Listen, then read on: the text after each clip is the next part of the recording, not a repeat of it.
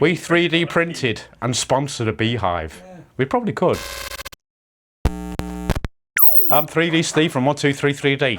Today on the weekly layer shift, we do have some more, but very limited news because again it's been a bit of a quiet week in the world of 3D developments. But needless to say, we have scoured and we have found some interesting 3D printing use cases and technologies that have been presented this week. The first one being Alpine used 3D printing in their new rally car. We've just seen the images for this. It looks very, very cool. Part of the seats in the Alpine's new electric rally car are partly 3D printed. The inner section of the rally seat are 3D printed in a lattice structure designed to balance lightweight, comfort and performance. If you haven't already seen our silicon-based resin printing video, please, we'll leave a link in the description. Go and check that video out. The lattice cushioning that is in the back of the bucket seats, we thought instantly the silicon resin would be a prime candidate for that particular use case. Think of it as memory foam in silicon form. This has been implemented because in rallying, every kilogram counts towards success of a car.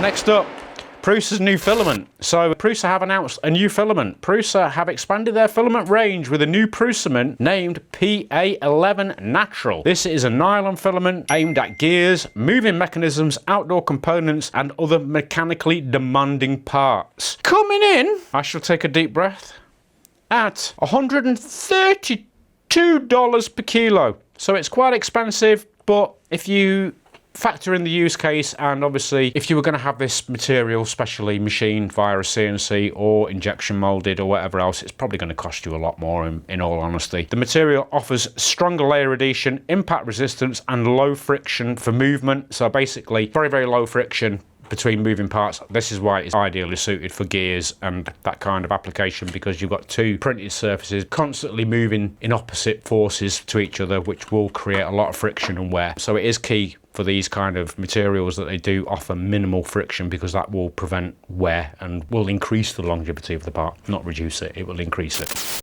Sorry to interrupt, I'm Steve from the future. Just to let you guys know, we do have a website to fulfill all of your 123 3D printing needs. So if you haven't done so already, please do check out the link in the description where you can have a browse across our whole product range.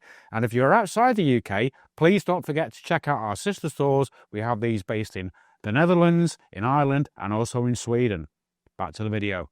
According to Prusa, this material achieved its highest result of any Prusament filament in one key area: how evenly a printed part handles force in different directions. So what I'm interpreting from this statement is that they have made it very, very strong in all axes of the print. So basically, whichever way you pull the print, it will maintain the same strength across all of those orientations, which is very impressive. I will reach out to Prusa and see if they will be happy to send me a spool, and we will try it out and we will report back our findings if they agree.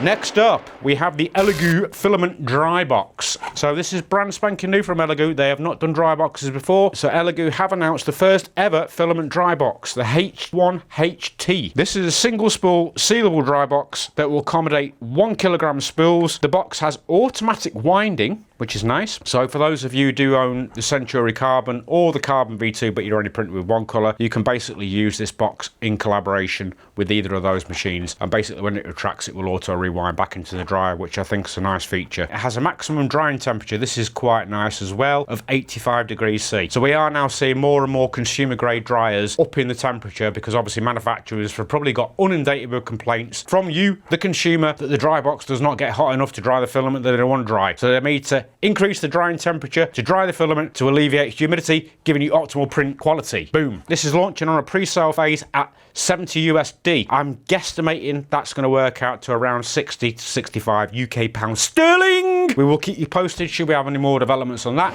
That is it from me on this one. I'm out. I'll see you on the next one. And if you haven't done already, don't forget to like, subscribe and share. Any comments about anything that I've mentioned in today's weekly layer shift, please feel free to pitch in below. We will get back to you as soon as possible. I'm done.